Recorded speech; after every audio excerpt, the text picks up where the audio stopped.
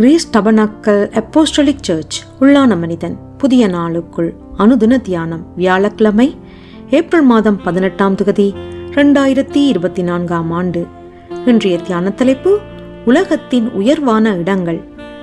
இன்றைய தியான வசனம் எபேசியர் 4ஆம் அதிகாரம் 9ஆம் வசனம். ஏறினார் என்பதனாலே அவர் அதற்கு முன்னே பூமியின் தாழ்விடங்களில் இறங்கினார் என்று விளங்குகிறதல்லவா? தியானம்.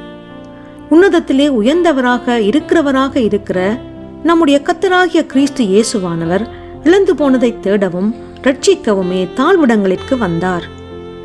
தங்களை உயர்ந்தவர்கள், ராஜாக்கள், பிரபுக்கள் என்று தங்கள் நீதியை பெருமை பாராட்டுகிறவர்களே அல்ல, பாதாளத்தின் வல்லடியில் அகப்பட்டு விடுதலை அடைய முடியாதிருக்கிற பாவிகளையே விடுதலையாக்கும்படிக்கு பாதாளம் வரை இறங்கினார். பாவக்கட்டுக்களிலே சிறைப்பிடிக்கப்பட்டவர்கள், சமுதாயத்தால் கைவிடப்பட்டவர்கள், ஆகாதவர்கள் என்று தள்ளப்பட்டவர்களை அவர் தேடிச் சென்றார். அவர்கள் எளிமையும் சிறுமையுமானவர்கள் என்று விட்டு விடாமல் அவர்கள் தம்மை நோக்கி கூப்பிடும் சத்தத்தை கேட்டார். அவர்கள் இருக்கும் இடத்திலே தரித்து நின்று அவர்கள் தேவைகளை சந்தித்தார். ஆனால் இன்று சிலர் இந்த உலகத்தின் தாழ்விடங்களில் இருந்து உலகத்தின் உயர்விடங்களுக்கு ஏறிவிடுகின்றார்கள்.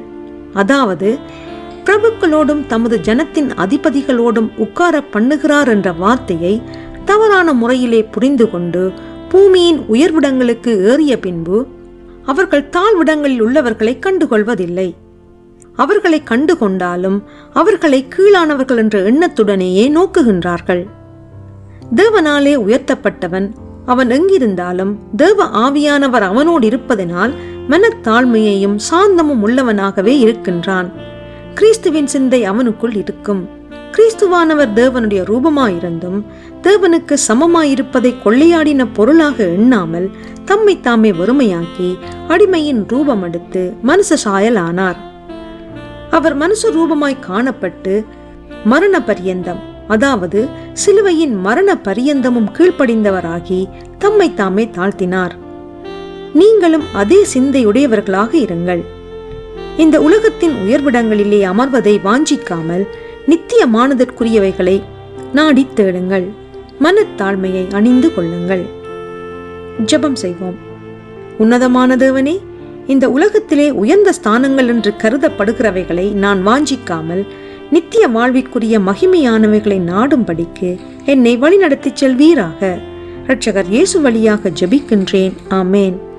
மாலை வாசகம் மத்தேயு 23ஆம் அதிகாரம் 6ஆம் வசனம் தொடக்கம் 7ஆம் வசனம் வரை.